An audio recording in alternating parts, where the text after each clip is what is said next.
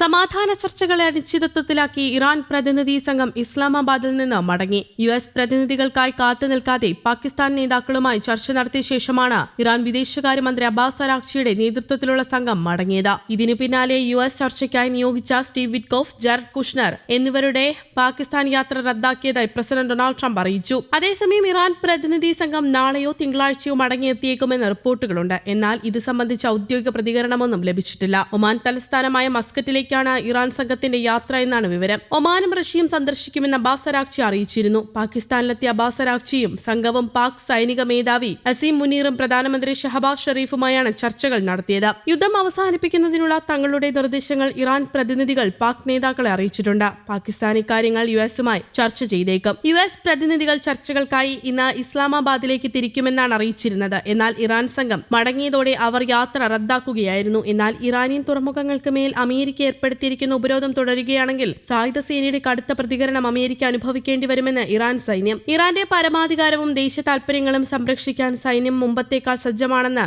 പുറത്തിറക്കിയ പ്രസ്താവനയിൽ വ്യക്തമാക്കുന്നു. തസ്നീം വാർത്താ ഏജൻസിയാണ് ഇക്കാര്യം റിപ്പോർട്ട് ചെയ്തത്. പ്രകടിപ്പിച്ചതിനേക്കാൾ വലിയ പ്രഹരശേഷിയും തയ്യാറെടുപ്പും ഇപ്പോൾ സൈന്യത്തിനുണ്ട്. തന്ത്രപ്രധാനമായ ഹോർമൂസ് കടലിടുക്കിൽ പൂർണ്ണ നിയന്ത്രണം നിലനിർത്തുമെന്നും ശത്രുക്കളുടെ നീക്കങ്ങൾ സൂക്ഷ്മമായി നിരീക്ഷിക്കുകയാണെന്നും ഇറാൻ വ്യക്തമാക്കി. ശത്രുക്കളുടെ ഭാഗത്തു നിന്ന് എന്തെങ്കിലും തരത്തിലുള്ള പ്രകോപനമുണ്ടായാൽ അത് ഭീകരമായ നാശനഷ്ടങ്ങൾക്ക് കാരണമാകുമെന്നും സൈന്യം മുന്നറിയിപ്പ് നൽകി. അതേസമയം രാജ്യത്തെ ഊർജ്ജ പ്രതിസന്ധി മറികടക്കാൻ ജനങ്ങൾ വൈദ്യുതി ഉപയോഗം അടിയന്തരമായി കുറയ്ക്കണമെന്ന് ഇറാൻ പ്രസിഡന്റ് മസൂദ് പെസഷ്കിയാൻ അറിയിച്ചു. ശത്രുക്കൾ രാജ്യത്തിന്റെ അടിസ്ഥാന സൗകര്യങ്ങളെ ലക്ഷ്യം വയ്ക്കുകയാണെന്നും ജനങ്ങൾക്കിടയിൽ അതൃപ്തി പടർത്താനാണ് അവർ ശ്രമിക്കുന്നതെന്നും അദ്ദേഹം മുന്നറിയിപ്പ് നൽകി. സമ്പദ് വ്യവസ്ഥയെയും ദൈനംദിന ജീവിതത്തെയും ബാധിക്കുന്ന തരത്തിലുള്ള ഊർജ്ജക്ഷാമം ഒഴിവാക്കാൻ ജനങ്ങളുടെ പൂർണ്ണ പിന്തുണ അദ്ദേഹം അഭ്യർത്ഥിച്ചു. അടിസ്ഥാന സൗകര്യങ്ങൾക്ക് നേരെയുള്ള സൈബർ ആക്രമണങ്ങളും ഉപരോധങ്ങളും രാജ്യത്തെ ഊർജ്ജ മേഖലയെ കാര്യമായി ബാധിക്കുന്നുണ്ടെന്നാണ് ഭരണകൂടത്തിന്റെ വിലയിരുത്തൽ. ഇതിനിടെ ഇസ്ലാമാബാദിലെത്തിയ വിദേശകാര്യമന്ത്രി അബ്ബാസ് അരാഗ്ചിയുടെ നേതൃത്വത്തിലുള്ള ഇറാൻ സംഘം പാക് നേതൃത്വവുമായി ചർച്ചകളും നടത്തിയിരുന്നു. വെടിനിർത്തലിനായുള്ള ഇറാന്റെ നിർദ്ദേശം പാകിസ്ഥാൻ അധികൃതർക്ക് കൈമാറി. അതേസമയം വെടിനിർത്തൽ 3 ആഴ്ചത്തേക്ക് കൂടി നീട്ടിയതിന് പിന്നാലെ ലബനനിൽ വീണ്ടും ഇസ്രയേൽ ആക്രമണം നടത്തിയിരുന്നു. തെക്കൻ ലബനനിലെ ഖിയാം, യഹ്മാർ,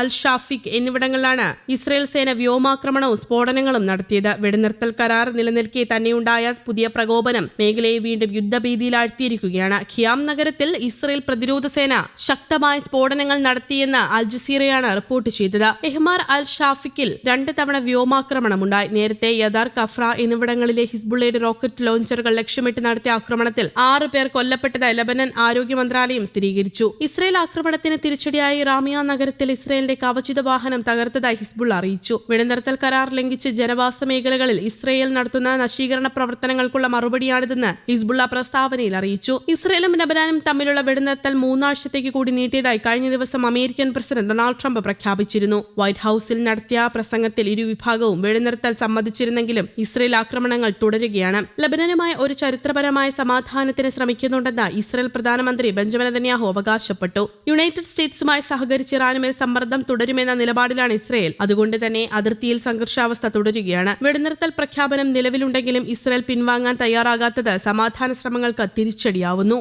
ന്യൂസ് ഡെസ്ക്, കേരള കൗമുദി.